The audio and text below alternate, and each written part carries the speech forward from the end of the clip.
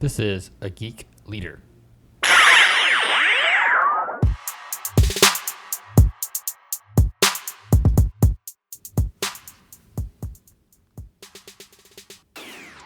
Hey, Geek Leaders. Welcome to episode 116 of the Geek Leader Podcast. And I am your host, John Rauta. And today on the show, we've got Corey Blake. You might know Corey from his TED Talk, Vulnerability is Sexy. He's also in a Super Bowl commercial that was considered one of the 50 greatest Super Bowl commercials of all time, which is pretty awesome. We're going to talk a little bit about vulnerability. We're going to talk about leadership. We're going to talk about kind of ownership and how to elevate brilliance. We're going to talk a lot about how to read the energy in the room, understanding trust, and all that good stuff. It's a great conversation all about leadership. So with all that being said, give it up for Corey Blake. Thank you so much, John. Love being here. So if you don't mind telling the audience just a little bit about your background, kind of where you started and kind of what you're doing today, and maybe some of the things that you're known for.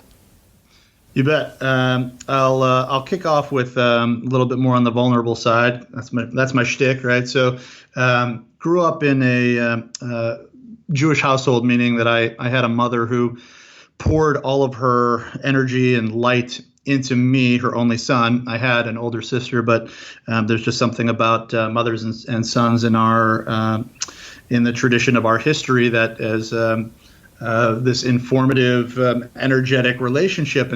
And so for the first 5 years of my life, I really thought I was the center of the universe. And, come to my fifth year, my mother hit a point in her life of some severe depression and bipolar disorder. And so the person who had been the safest in my whole world actually became the most dangerous.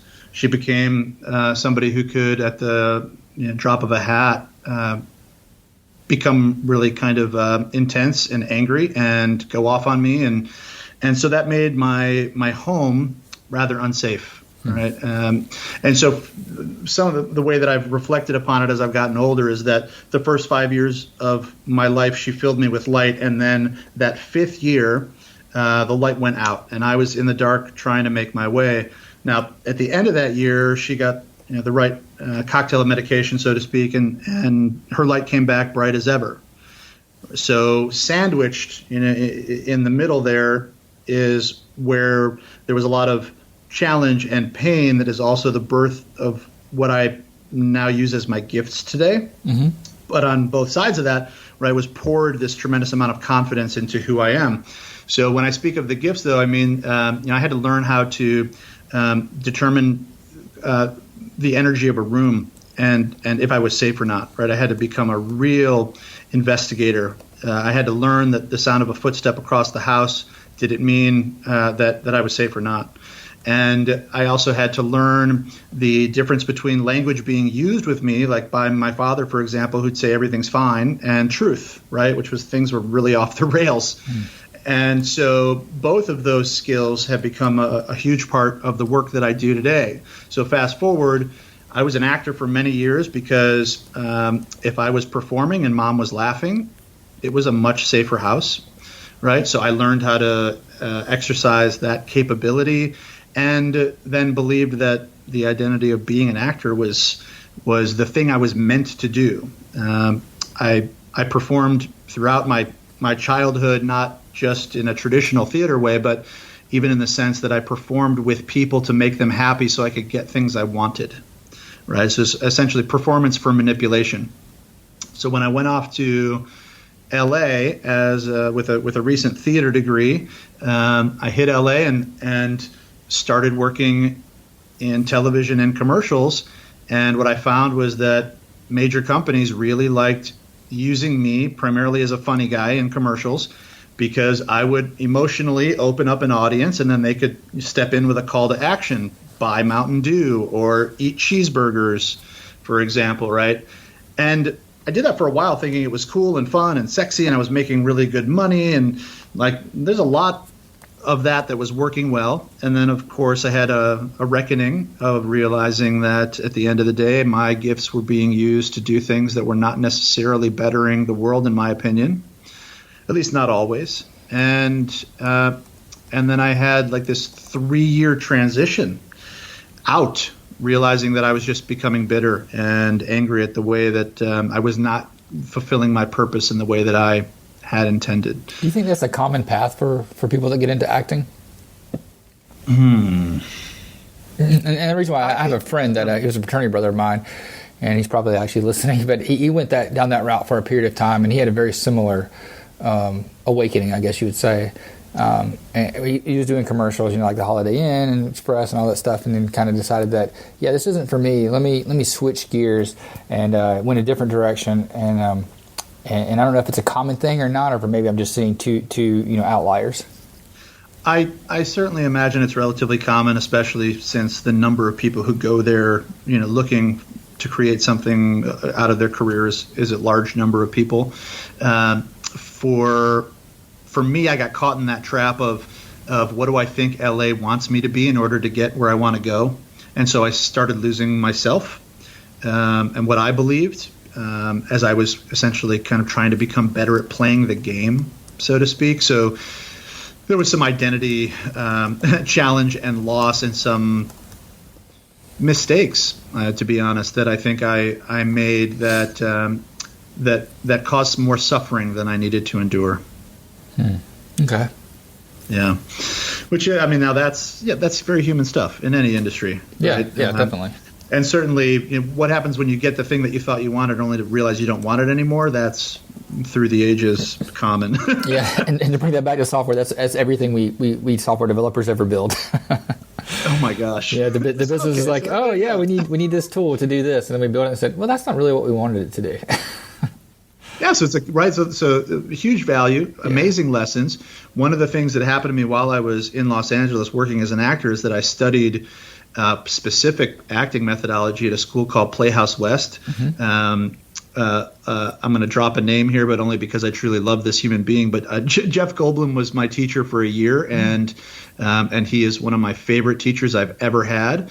A far from perfect human being, but he loved his students like very few teachers I've ever come across. So that was a profound experience, particularly because the Meisner technique of acting is all about living in the very present moment. And I describe it as I learned how to ride the wave that is occurring between two people in a moment of connection. And that became a tool that I have used outside of acting in the world of business. And I use it many times a day, probably as many as 100 or 1,000 times a day. It's pretty constant with me. So just to kind of wrap up and share a little bit about how I got into business, because it was certainly not a strategized path. When I was disenchanted with acting and I started producing and directing and learning how to lead teams, and I loved that piece of things. But in Hollywood, things need pretty huge budgets in order to not get shelved. And so I transitioned over to writing. And circumstantially, because of my time in LA and what I had done, started getting hired by high-level coaches to tell the hero's journey story of the leaders that they were working with that were going through transformation in their businesses.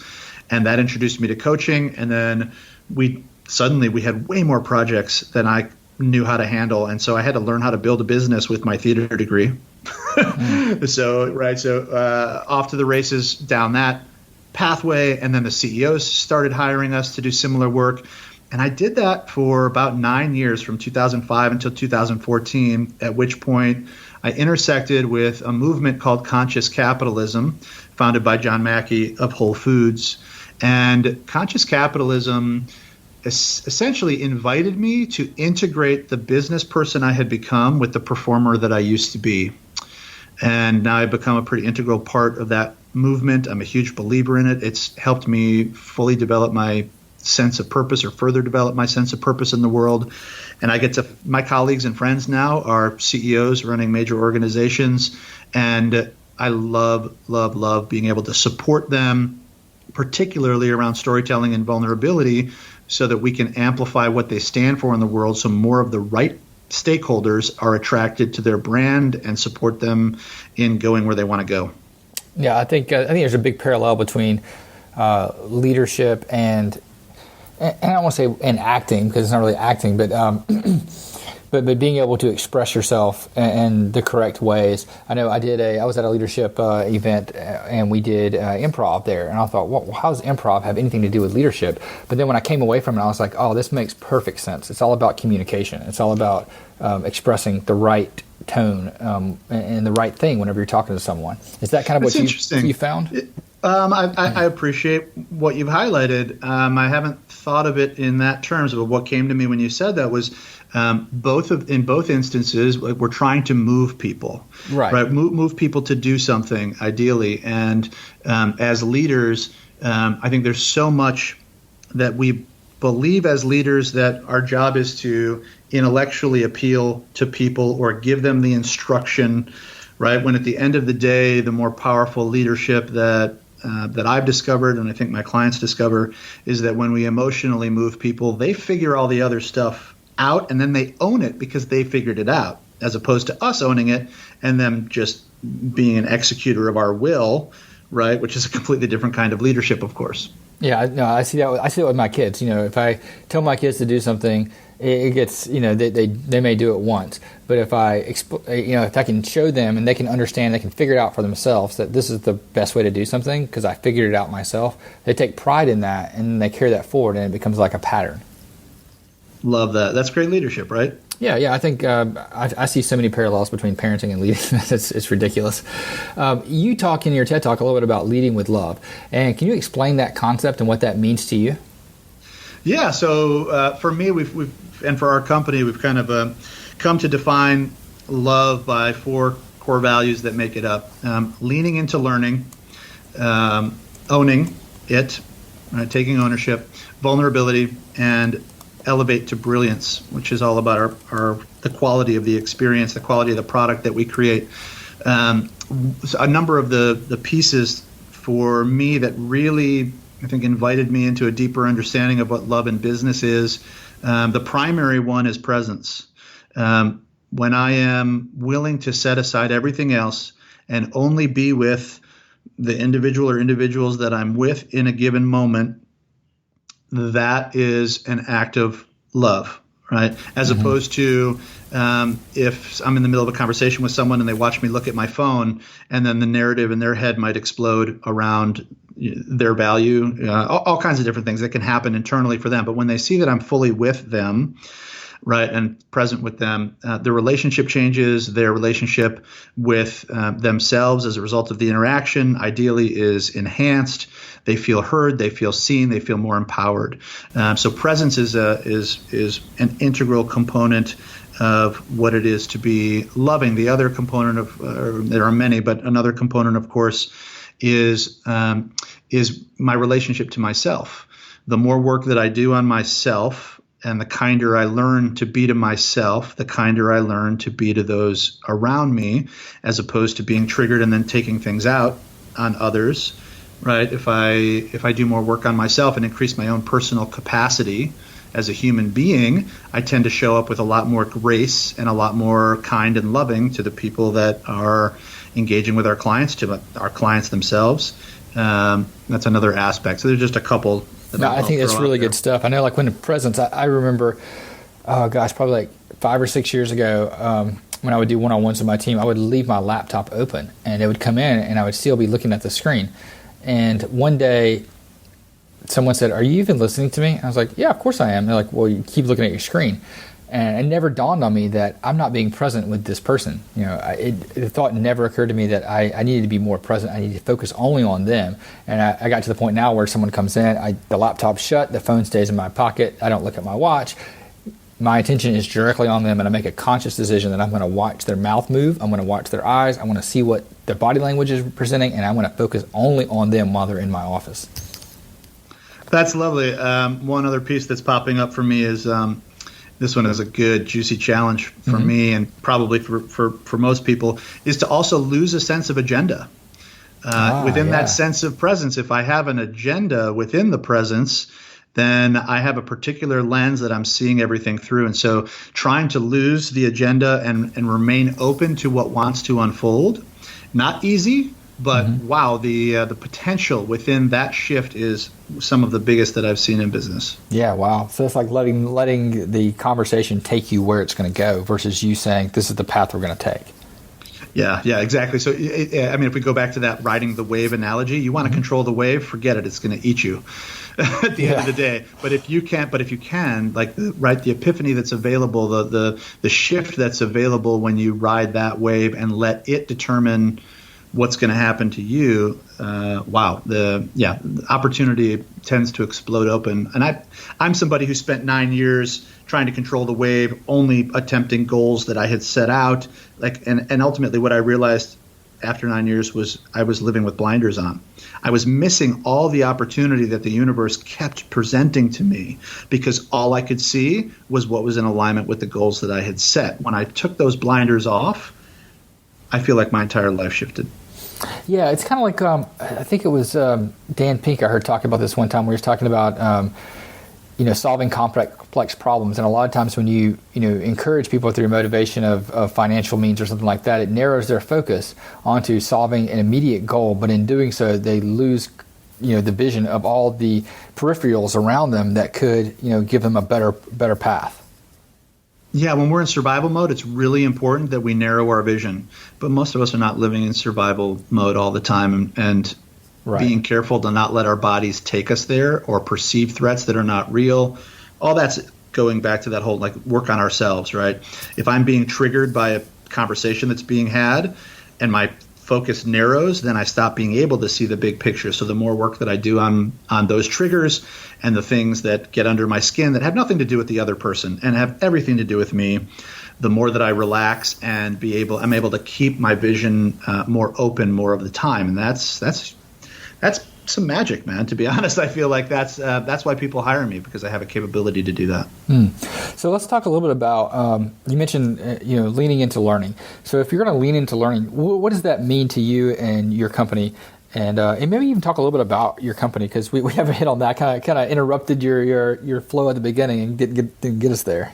Oh, no worries, man. So let me give just a brief description of the company. So we are a business solutions provider that uses storytelling to solve complex challenges within organizations. So our mediums are books, documentary films. We do art installations. We're in the middle of writing a 10-episode podcast series for the launch of a wine brand. So we get to do a lot of cool, creative, fun stuff, but it's all layered initially in authenticity for an organization. We get hired to come in and unpack what is artistically stunning about what that organization is trying to do in the world.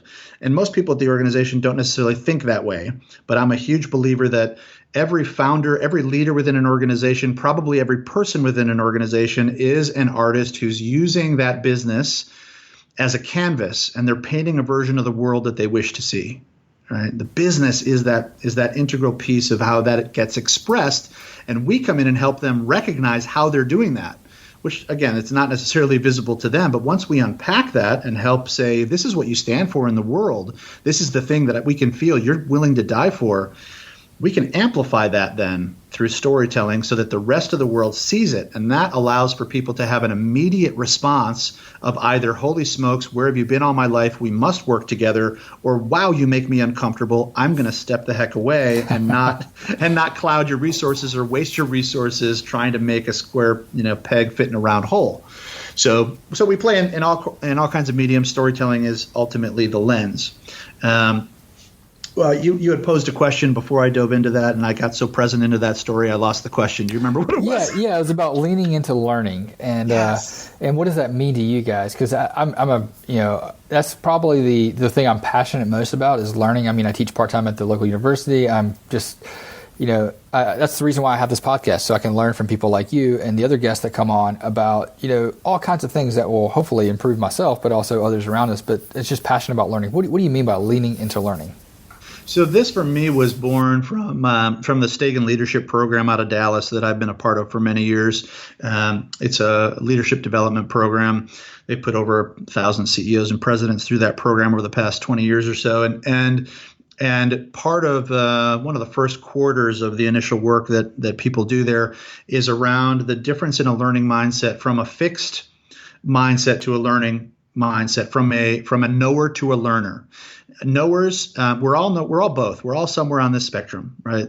We have things that we feel very confident that we know, and we also have egos, right? And oftentimes I'll speak for myself. When my ego starts getting triggered, I start shifting over to more of a knowing mindset. And when I'm in a knowing mindset, I tend to puff out. I tend to, like, my chest expands. I tend to be more threatening in some kind of way, right? To some degree, because I'm not making myself available to learning because I believe I have the answers, right? So all of us can get stuck in that mindset, and sometimes I'm sure that it's appropriate, and a lot of times it becomes a prison from which learning cannot enter. Right, it's barricaded off from learning. So that's ultimately, I think, a huge opportunity for many of us, particularly in leadership, to recognize the difference between those mindsets. The more we can become aware, and I can have that moment of realizing, oh, I am blocking out all learning here because in my head I have discounted that other person who's talking right now.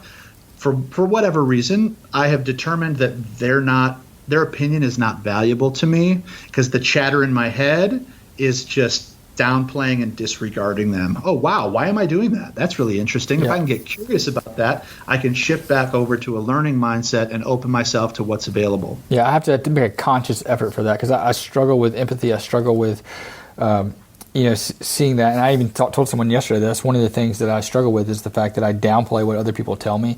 And I've created like a code for my team. It's sort of like cultural norms or something like that, but I've documented it. And one of the things that's in that code is we are not experts. We will keep a posture as a student, always learning.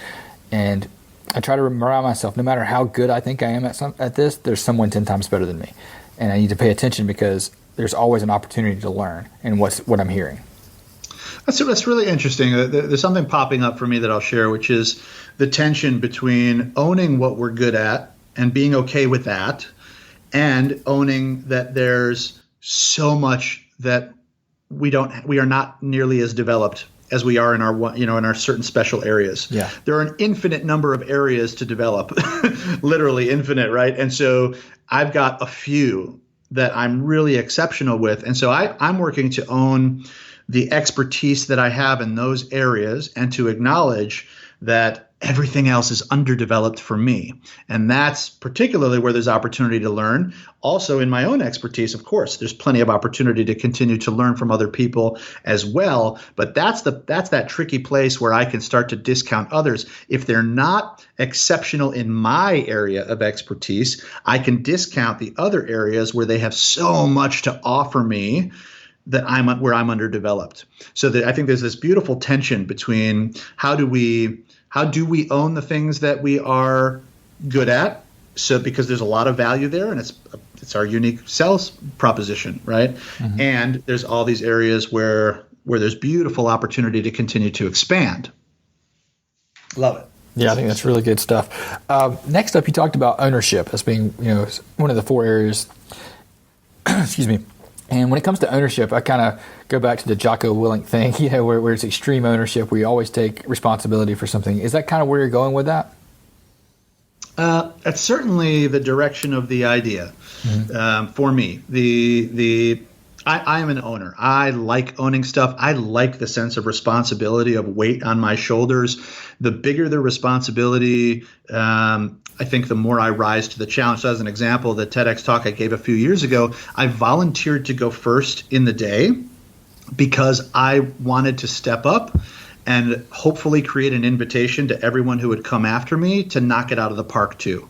Like, that was important to me, to be of service to the other speakers, as like I said, as an inviter. And I was also, when someone nailed it, I was the first one on my feet, tossing out that standing ovation, because I get excited when people really take a big swing and nail it. So there's the sense of ownership and responsibility for me go hand in hand, and I'm always looking to surround myself with people who are willing to own pieces of what it is that we're a part of, because my goodness, if we all can come around the table, everyone having owned their piece, we tend to exceed each other's expectations, surprise each other, create new exciting opportunity, right? I mean, there's nothing like showing up and seeing that everyone has knocked something out of the park or exceeded what we thought was possible within a project. We just get so much more motivated for what we can do together. There's more momentum that's created. So that's what we're always looking for within our organization, is who are the people who are willing to own it, which means go to bed with it, dream of it, take it to the grocery store because they're so compelled. It's a part of who they are, that we've partnered them with something that means so much that they feel it in their bloodstream. Yeah, no, I agree 100%. I think that's one thing that some people will say. You can definitely tell there's some people that like to take that, and there's some people that don't, that fear that. And I try to cultivate that idea of ownership throughout my team to say, what could you have done better? Where could this? I know this other person's the one that screwed up, but what could you have done to help prevent them from screwing up? Think about it that way. Always think about, and I always do that for myself. What could I have told you that I didn't tell you, or how could I have instilled the importance of this situation to you in a way differently? How can I change my behavior because I can't rely on someone else changing theirs?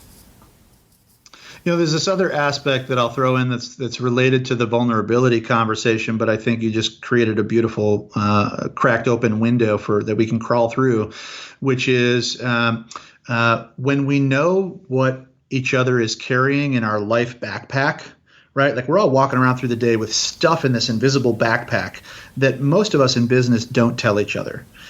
My sick parents, my dog who's dying right now, right? My sister that I'm not getting along with, my bills, that I'm not keeping up. Like, we just have stuff, right? Mm-hmm. And when we don't know what each other's stuff is, what I perceive in business is we view each other as obstacles to getting where we want to go. I need to get this thing done. You're not doing your part, therefore you're an obstacle to me getting it done. That removes all of the humanity from it. However, if we know what's in each other's backpack, if I know that you're dealing with this issue related to your parents or your pets or your finances right now, I tend to be far more compassionate, and we work together to figure out how to solve things, as opposed to me blaming you and making me a victim and you a persecutor. It's such a huge opportunity for a shift that supports less of the who screwed it up, right, approach, mm-hmm. and more of the how can we take care of each other as human beings who power this business and have real life stuff going on while we're also trying to come together and move the needle in awesome ways. Yeah, no, I totally get that, and I think you're absolutely right when it comes to that. I wanted to talk a little bit more about how can someone who keeps their walls up, and I'm guilty of this for sure, and doesn't let people in, especially at work, because, you think, well, there may be transient, people at work, I'm not going to go to their house and cook out with them maybe because they're just an employee and they're probably going to be gone in 18 months anyway. Why do I need to let people in? Why do I need to open up? Why do I need to be vulnerable with people at work? What advantages do you have for vulnerability, and why is that important, and how does one kind of make that shift? Well, I'll share with you from my perspective, in working with my own team, when we do vulnerability work with one another and know what's going on in each other's life backpack, the way that we move through our project work is entirely different. So as an example, this is a somewhat extreme example, but something that happened within our company. We were doing vulnerability work, and our team supported one of our female leaders in having the toughest conversation she's ever had with her husband. And I'll tell you, after going through that experience and her then going home and doing it and feeling really good about how it went, doing client work together becomes a lot simpler, right? So if we can get in and support each other in the life stuff, and that needs, there's no doubt that needs serious structure to be able to have those kind of conversations. It needs really expert facilitation. So it's not something that you just do on a whim. But with that kind of support, the ability to get into that space, it helps people to navigate their lives in ways that they feel more whole as a result. And a more whole human being in business is a more influential and powerful person in business, right? So in essence, you could say I'm working with my team on how do I support all of them and myself in continually becoming more whole, which in essence is like, how do we shine light on the darker parts of who we are as human beings, the parts that we might consider less lovable? How do we do that so that we release some of the judgment we have for ourselves?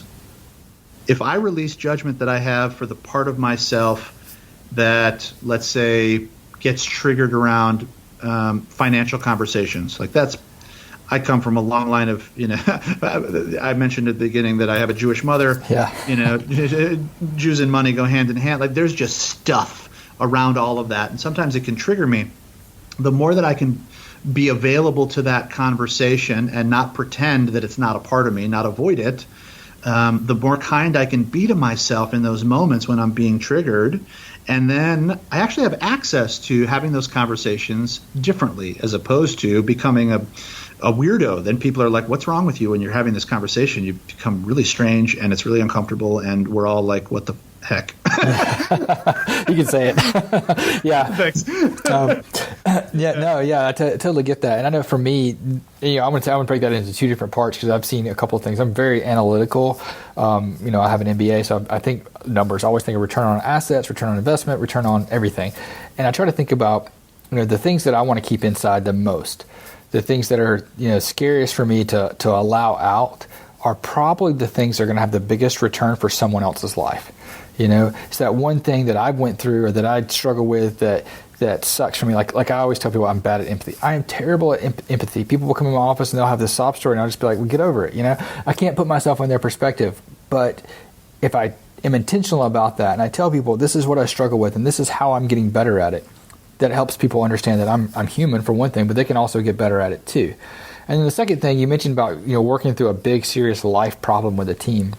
One of the things that I did kind of by accident at my last company, I managed a web and mobile development team, and we're all introverted people. We don't like to talk to each other. We like to put in our headphones even if we don't have it plugged in, so people won't come and ask us anything. And one of the things it was a volunteer event coming up, and I thought, oh man, this would be awesome to do with a team, and maybe it can help build some teamwork. So we went out and we volunteered together. And the first couple of times that my team volunteered together, it was like I mandated it. They had to do it. But it got to the point where people realized that we can do things that have a bigger impact and give us more purpose outside of our job. We can bring that back in, and we just work so much better together. That they started doing it on their own, and they would come to me and say, hey, I want to do this volunteer thing, but I know it's like 4 hours, and usually we just do things during lunch. Can we do like a half day and I'll go do this? And I was like, yeah, I guess if you're going to organize it, you're going to set it all up. And they're like, yeah, we want to do it. And our quarterly volunteer events ended up turning monthly. But we never lost productivity. We never got less work done. In fact, we actually got more work done as a team because we were more in tune with one another. Thank you. I mean, that's a stunning example, right? It's allowing people to access more of their humanity within the workspace is an amazing invitation into ROI. It just is, right? Yeah, I love the way you said that, the humanity, because that's exactly what it is.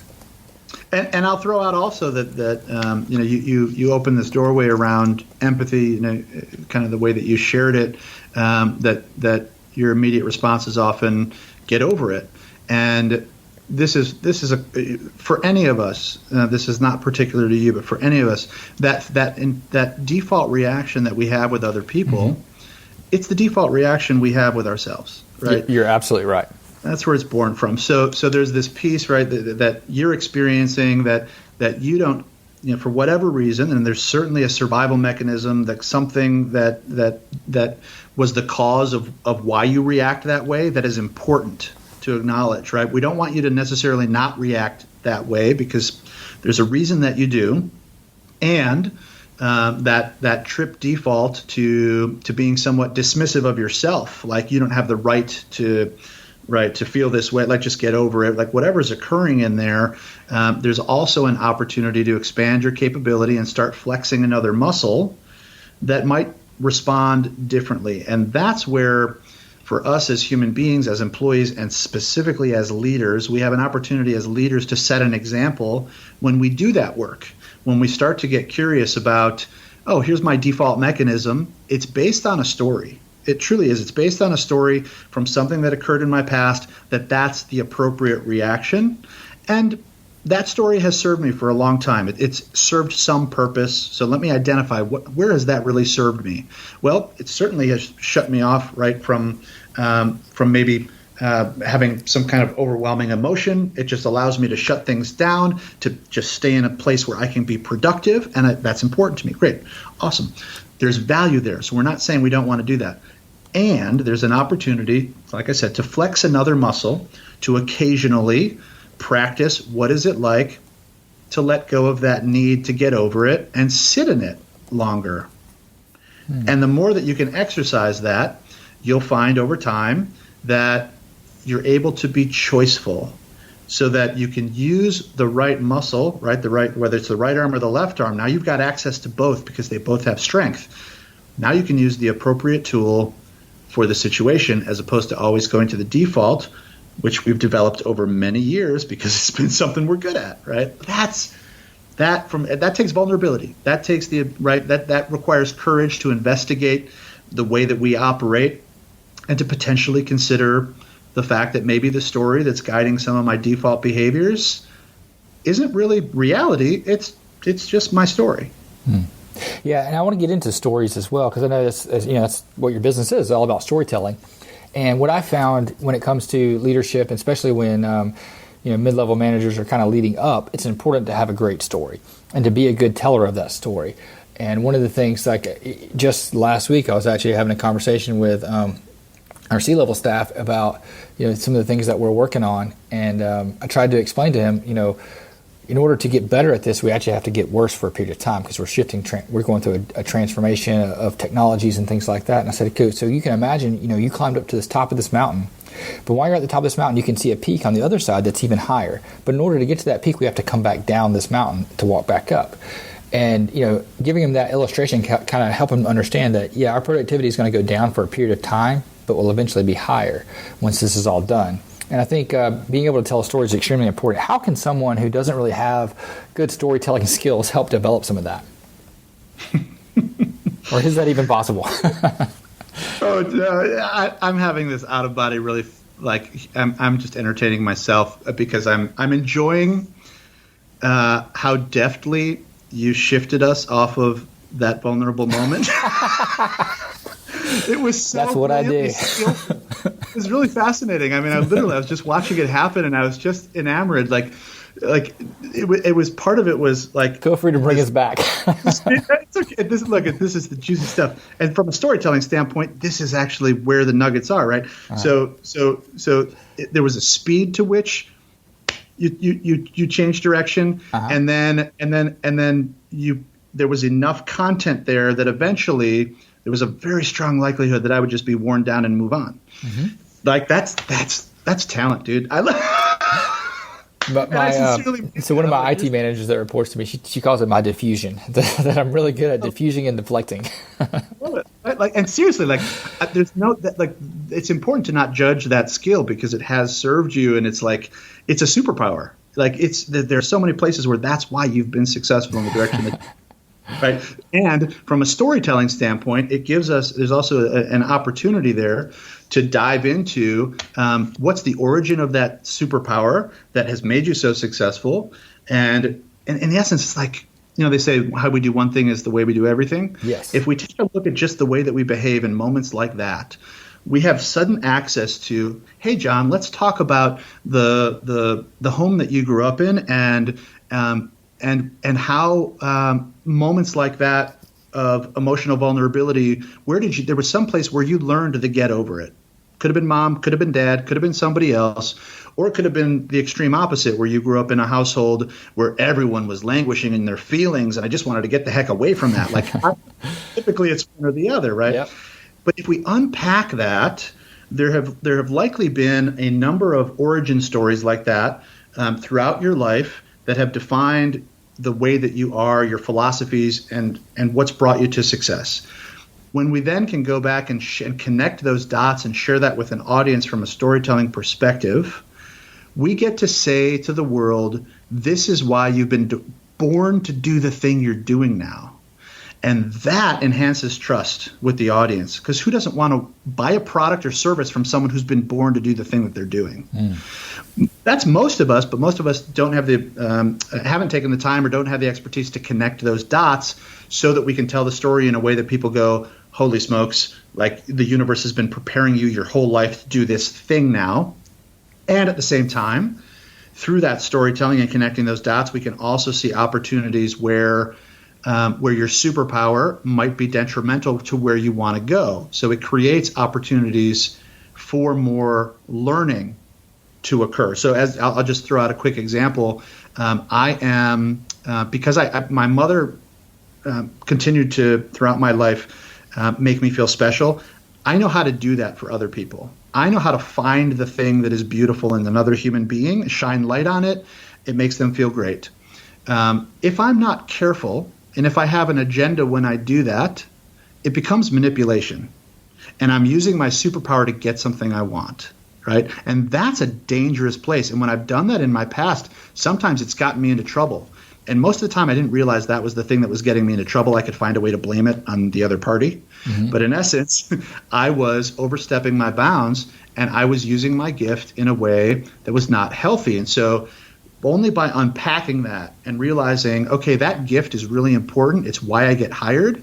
It's also an area where I have to be super careful to lose the agenda so that I'm not biased and simply trying to move the needle for what I think is important for me. Right? We all have that stuff. So storytelling, on one hand, it gives us the ability to magnetize what we stand for so other people are attracted to it. And it's also our learning edge. Wow. Yeah, that's good stuff. And you're right. There always is that background. I think it's that special mixture of, DNA plus experiences that give us all that skill that, like you said, you were born to do or that you're developed to do that's uniquely present to you.